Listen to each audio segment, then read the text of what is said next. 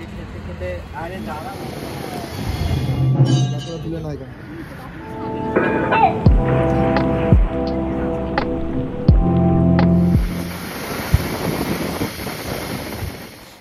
আমরা রাইড করছি কলকাতা টু কুম্ভের মেলা।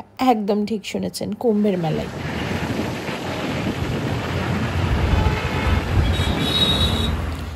কলকাতা থেকে মাত্র 50 কিলোমিটারেই কিন্তু কুম্ভের মেলা পেয়ে যাবেন। হ্যাঁ, এবারও ঠিক শুনছেন, একদম 50 কিলোমিটারেই কিন্তু সত্যিই পেয়ে যাবেন কুম্ভের মেলা। আমরা চলেছি ওয়েস্ট বেঙ্গলের ত্রিবেণী সঙ্গমে, ওখানেও কিন্তু কুম্ভের মেলা হচ্ছে। আদি কুম্ভের মেলা যাকে বলে। চলুন তাহলে আমাদের সাথে গিয়ে ঘুরে আসবেন।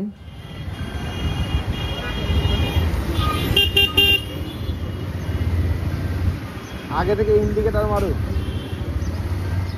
গঙ্গা, যমুনা, সরস্বতী এই 3 নদীর মিলনস্থল হচ্ছে ত্রিবেণী সঙ্গম। তো সেটাই কিন্তু আজকে এক্সপ্লোর করব।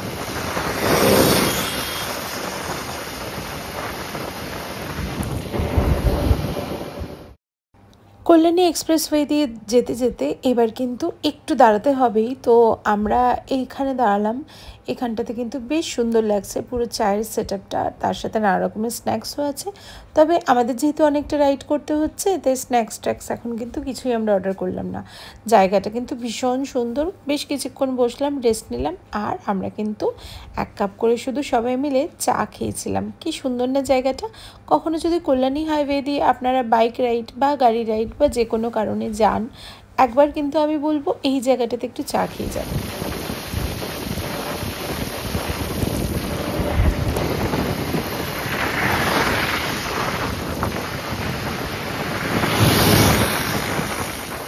তো চা পর্ব মিটিয়ে আবার কিন্তু আমরা রওনা দিলাম শ্যামনগর নৈহাটিকে পাশে ফেলে এগিয়ে চলেছি কিন্তু ত্রিবেণী সঙ্গমের উদ্দেশ্যে।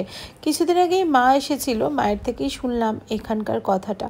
তো আমাদের ওয়েস্ট বেঙ্গলের মধ্যেই এত সুন্দর সুন্দর জায়গা আছে, এগুলোকে এক্সপ্লোর কিন্তু না করলেই নয়। আর এবার কিন্তু আমি লাইফে ফার্স্ট এত কিলোমিটার রাইড করছি।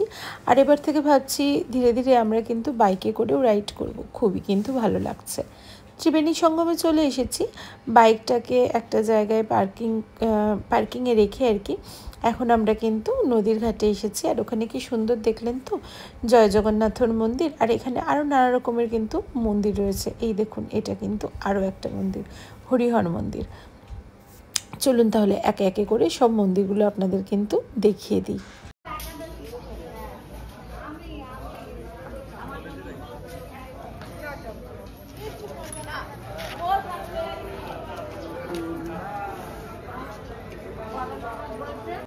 প্রথম বছরটা রুটি পরোটাও খায় না, প্রথম বছর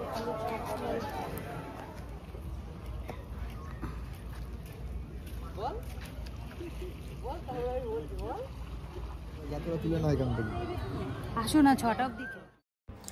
ত্রিবেণী সঙ্গম ঘুরে ওখান থেকে গঙ্গা নদীর জল নিয়ে এখন আমরা চলে এসেছি কিন্তু হংসেশ্বরী মন্দিরে।